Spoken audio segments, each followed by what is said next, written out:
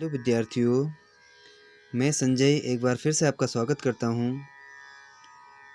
आपके सामने कक्षा 10 इस वर्ष पाठ्य पुस्तक का एक नया पाठ बड़े भाई साहब लेकर प्रस्तुत हुआ हूं।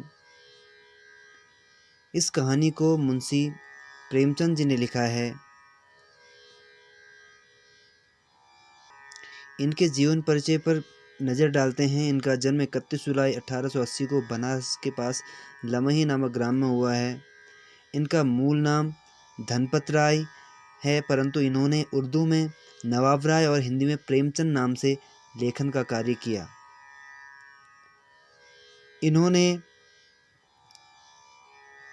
हंस, माधुरी जैसी प्रमुख पत्रिकाओं का संपादन भी किया और मुंशी प्रेमचंद को उपन्यास सम्राट के नाम से जाना जाता है।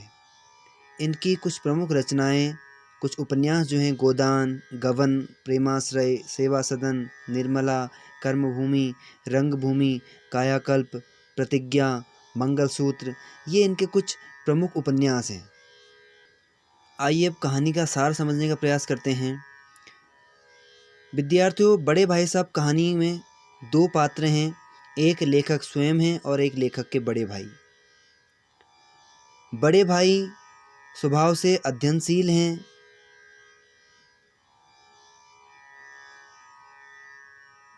दिन रात किताबें खोलकर बैठे रहते हैं। ना पढ़ने वाले छोटे भाई को डांटा करते हैं और ना पढ़ने से होने वाली हानियों के बारे में बताते हैं और अत्यधिक पढ़ने के बावजूद भी फेल हो जाते हैं। और लेखक तीव्र बुद्धि के हैं, लेकिन उनका मन पढ़ने में कम, खेलने कूदने में ज़्यादा लगता है। परंतु कक्षा में हर बार प्रथम आते हैं। दिन भर खेलने और ना पढ़ने के कारण अपने बड़े भाई से डांट भी खाते हैं, परंतु वह खेल के मोह का त्याग नहीं कर पाते हैं, जिस कारण स्थिति में कोई परिवर्तन नहीं आता। विद्यार्थियों, प्रेमचंद ने इस पाठ में अपने बड़े भाई के बारे में बताया है कि जो उम्र में उनसे 5 साल बड़े थे, परंतु पढ़ाई में केवल 3 कक्षा आगे। लेखक स्पष्टीकरण देते हुए कहते हैं कि ऐसा नहीं है कि उन्होंने बाद में पढ़ाई शुरू की, बल्कि वे चाहते थे कि उनकी बुनियाद मजबूत हो, इसलिए 1 साल का काम 2-3 साल में करते। यानी उनके बड़े भाई कक्षा पास नहीं कर पाते थे। लेखक की उम्र 9 साल की थी और उनके भाई 14 साल के थे। वे लेखक की पूरी निगरानी रखते थे, जो कि उनका जन्म सिद्ध अधिकार था। जन्म सिद्ध अधिकार यानी कि जो उनको जन्म से प्राप्त हो। बच्चों, हमसे जो बड़े होते हैं उनका हमारा ख्याल रखना उनका जन्म सिद्ध अधिकार होता है। बड़े भाई स्वभाव से बड़े अध्ययनशील थे, हमेशा किताब खोले बैठे रहते थे। समय काटने के लिए वो कापियों पर तथा किताब के हाशियों यानी कि उसके किनारों पर, जहाँ थोड़ा सा मार्जिन स्पेस होता है, चित्र बनाया करते। एक बार लेखक ने देखा कि जो है उन्होंने एक ऐसा लेख लिखा हुआ है जिसको लेखक ने बहुत समझने का प्रयास किया, लेकिन लेखक उसको समझ नहीं पाया कि भाई साहब ने क्या लिखा है। वो यूं ही जो है अपना जो मन में आया, अपने माइंड को फ्रेश करने के लिए, दिमाग को थोड़ा सा आराम देने के लिए इस प्रकार से लिखते रहते थे। और दूसरी तरफ लेखक हैं जिनका मन पढ़ाई में बिल्कुल नहीं लगता। अवसर पाते ही वे हॉस्टल से निकलकर मैदान में खेलने आ जाते हैं। खेल कूद कर जब वो वापस आते हैं तो उन्हें बड़े भाई के रौद्र रूप के दर्शन होते हैं, यानी कि भयानक रूप, गुस्से वाला रूप। उनके भाई लेखक को डांटते हुए कहते हैं कि पढ़ाई इतनी आसान नहीं है, इसके लिए रात दिन आँख फोड़नी पड़ती है, खून जलाना पड़ता है, तब जाकर यह समझ में आती है। अगर तुम्हें इसी तरह खेलकर अपना समय गंवाना है तो बेहतर है कि आप घर चले जाओ और गुल्ली डंडा, जो एक प्रकार का खेल होता है, खेलो। इस तरह यहाँ रहकर दादाजी की गाढ़ी कमाई यानी कि मेहनत की कमाई के रुपये क्यों बर्बाद करते हो। ऐसी लताड़ सुनकर लेखक रोने लगते हैं और उन्हें लगता है कि पढ़ाई का काम उनके बस का नहीं। परंतु 2-3 घंटे बाद निराशा हटती है तो फटाफट पढ़ाई लिखाई की कठिन टाइम टेबल बना लेते हैं जिसका वो पालन नहीं कर सकते। खेल कूद के मैदान उन्हें बाहर खींच ही लाते हैं। इतने फटकार के बाद भी वो खेल में शामिल होते रहते हैं। साल भर की पढ़ाई और सारे क्रियाकलाप के बाद बच्चों सालाना इम्तिहान यानी कि वार्षिक परीक्षा एनुअल एग्जामिनेशन का टाइम आता है। बड़े भाई फेल हो गए हैं और लेखक अपनी कक्षा में प्रथम आए हैं। उन दोनों के बीच अब 2 कक्षा की दूरी रह गई है। लेखक के मन में आया कि वह भाई साहब को आड़े हाथों ले, परंतु उन्हें दुखी देखकर लेखक ने इस विचार को त्याग दिया और खेल कूद में फिर व्यस्त हो गए। अब बड़े भाई का लेखक पर ज़्यादा दबाव न था। एक बार की बात है, लेखक प्रातःकाल का सारा समय खेल में बिताकर लौटे। तब भाई साहब ने उन्हें जमकर डांटा और कहा कि अगर कक्षा में अव्वल आने का घमंड हो गया तो यह जान लो कि घमंड बड़े बड़े आदमी का भी नहीं टिक पाया। तुम्हारी क्या हस्ती है। अनेकों उदाहरण देकर उन्होंने उस रावण का उदाहरण दिया और किसी शैतान का उदाहरण दिया, राजा का उदाहरण दिया। तो उन्होंने कहा कि घमंड करना अच्छी बात नहीं है और उन्होंने उनको चेताया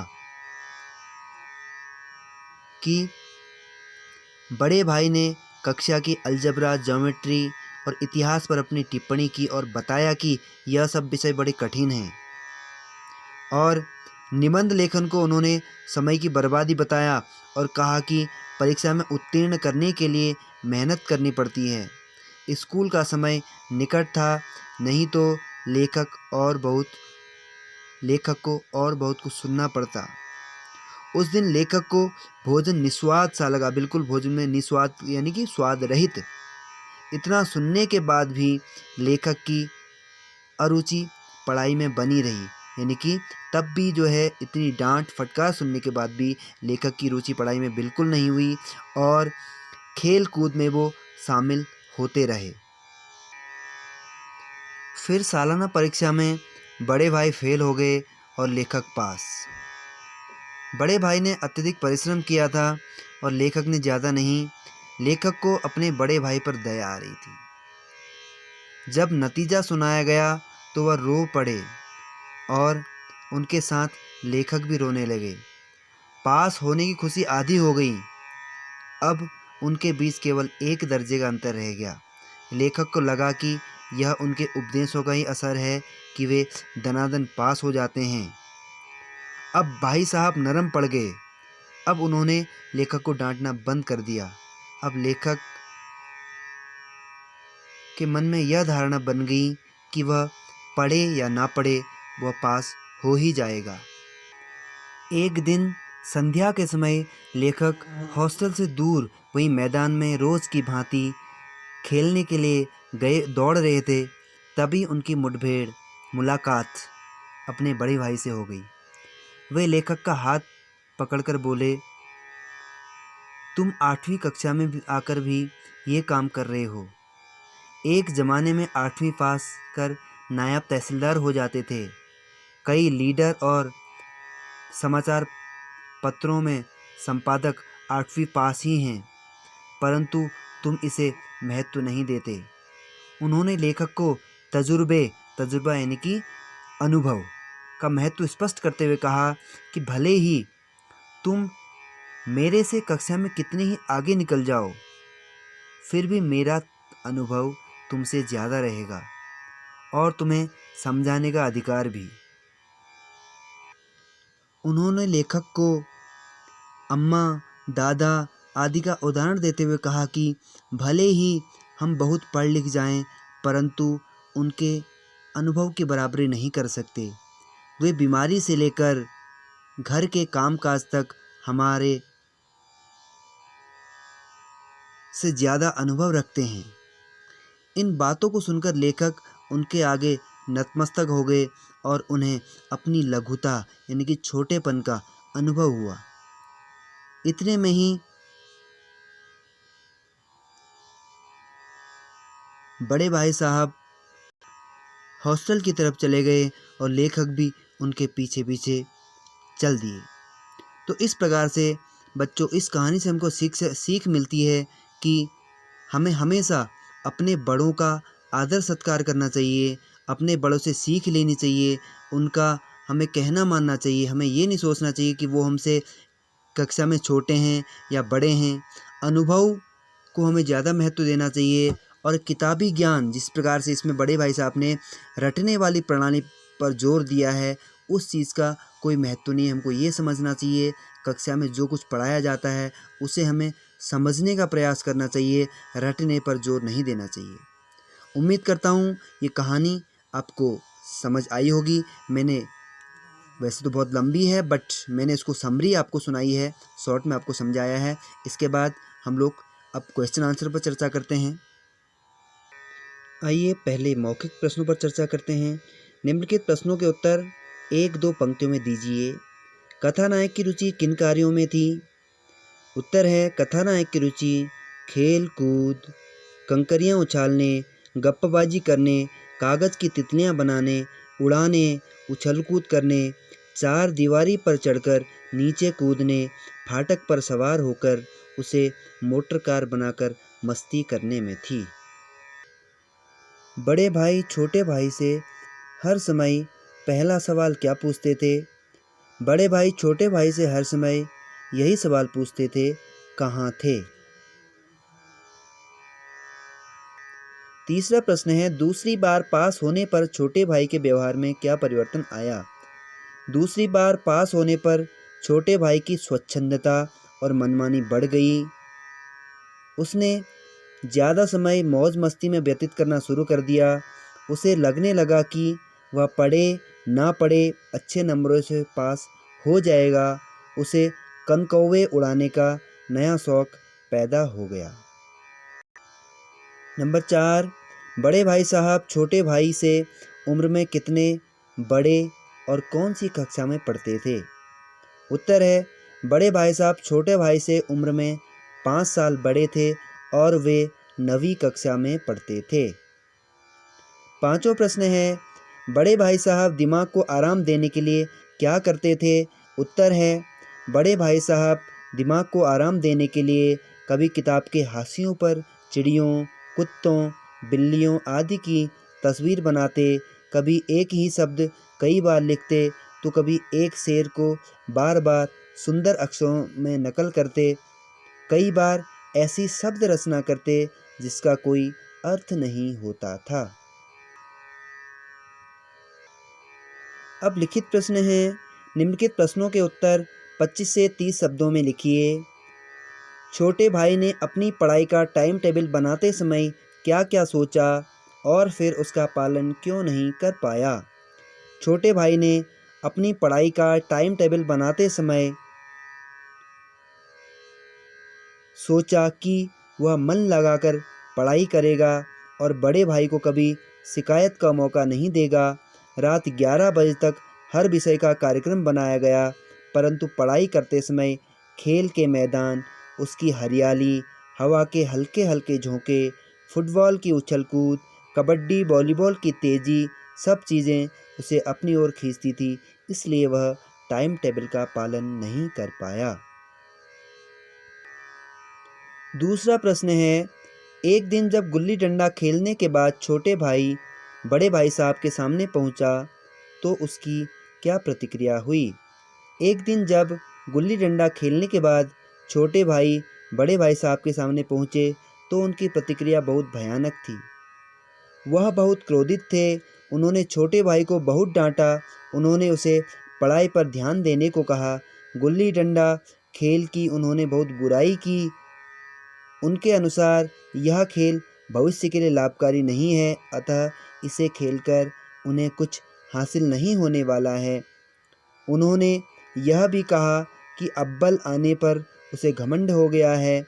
उसके अनुसार घमंड तो रावण तक का भी नहीं रहा। अभिमान का एक न एक दिन अंत होता है, अतः छोटे भाई को चाहिए कि घमंड को छोड़कर पढ़ाई की ओर ध्यान दे। तीसरा प्रश्न है, बड़े भाई को अपने मन की इच्छाएं क्यों दबानी पड़ती थी? बड़े भाई की उम्र छोटे भाई से 5 साल अधिक थी। वे हॉस्टल में छोटे भाई के अभिभावक के रूप में थे।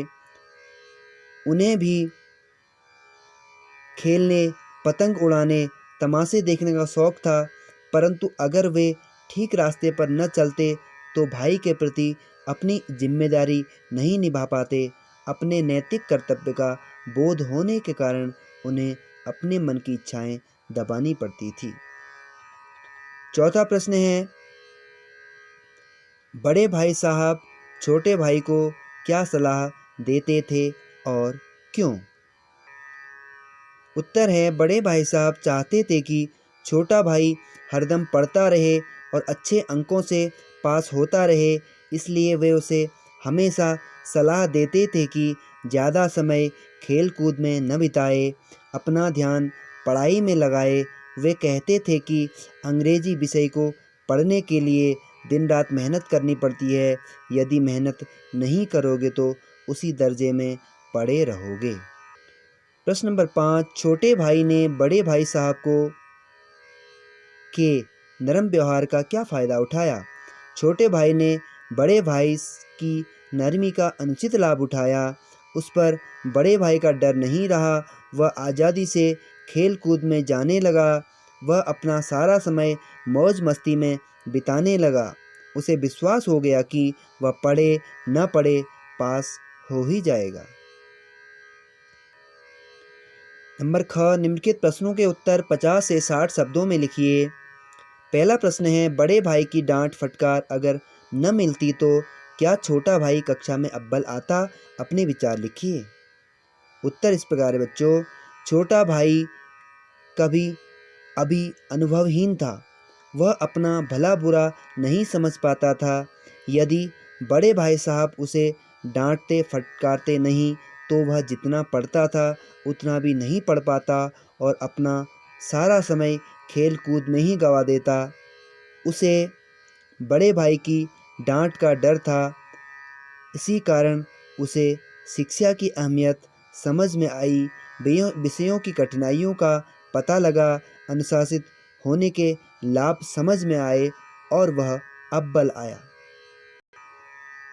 प्रश्न नंबर 2, बड़े भाई साहब पाठ में लेखक ने समूची शिक्षा के किन तौर तरीकों पर व्यंग किया है? क्या आप उनके विचार से सहमत हैं?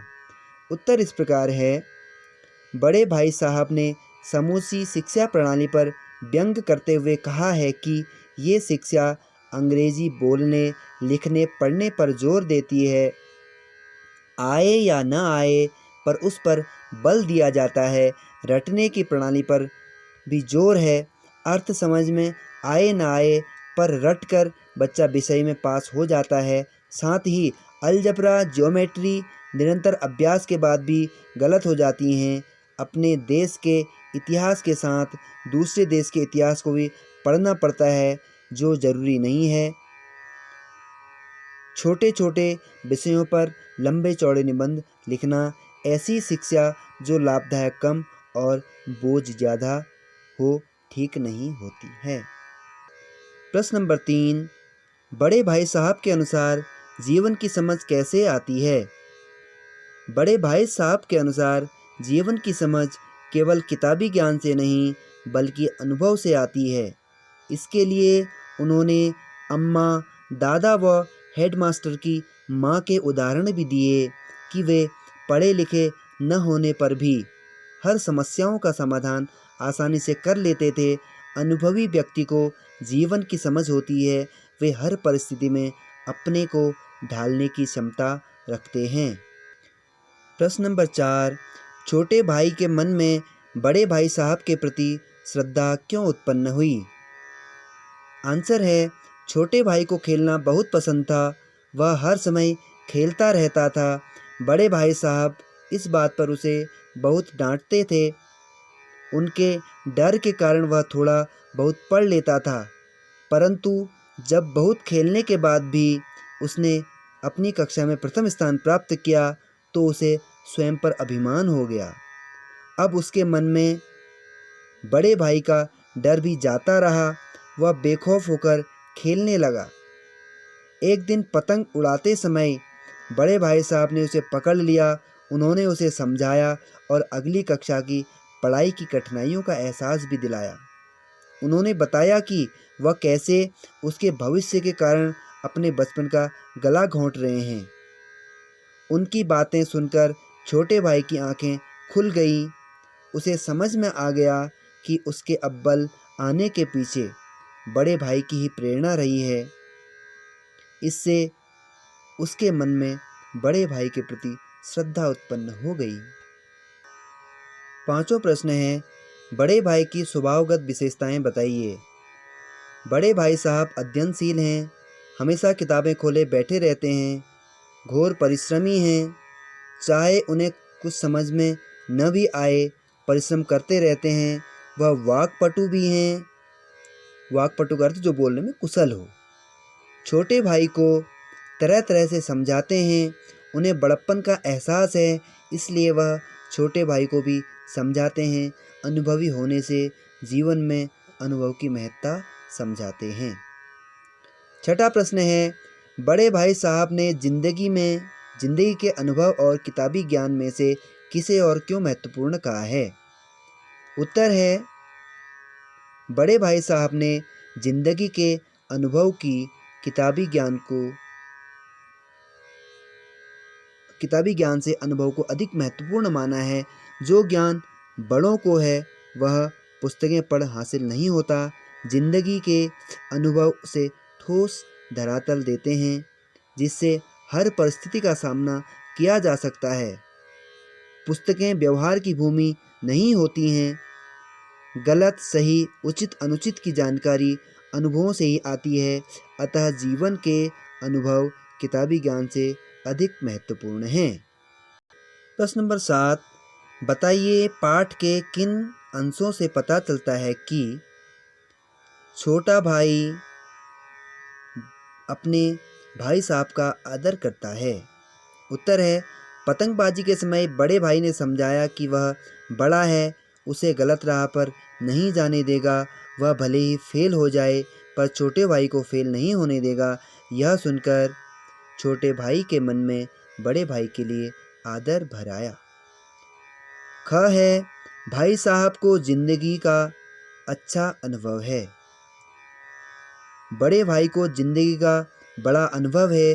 वे जानते हैं कि दादा ने अपनी मेहनत की कमाई से कुशलता से परिवार का पालन पोषण किया है। वह यह भी जानते हैं कि अपनी इच्छाओं पर काबू करके ही वह छोटे भाई को ठीक रख सकते हैं। ग, भाई साहब के भीतर भी एक बच्चा है। आंसर है, बड़े भाई साहब छोटे भाई को समझा रहे थे कि उसी समय एक पतंग कट कर आई। छोटा भाई उसे लूटने दौड़ा, परंतु लंबे होने के कारण बड़े भाई ने लूट ली। वे हॉस्टल की ओर दौड़े। ये उनके भीतर एक बच्चा होने का प्रमाण है। नंबर घ, भाई साहब छोटे भाई का भला चाहते हैं। उत्तर है, बड़े भाई साहब छोटे भाई को ज़्यादा खेलने के लिए डांटते, उसका भला बुरा समझाते, गलत सही को समझाते। वह चाहते थे कि उनका छोटा भाई ठीक रहे और अव्वल आए। धन्यवाद।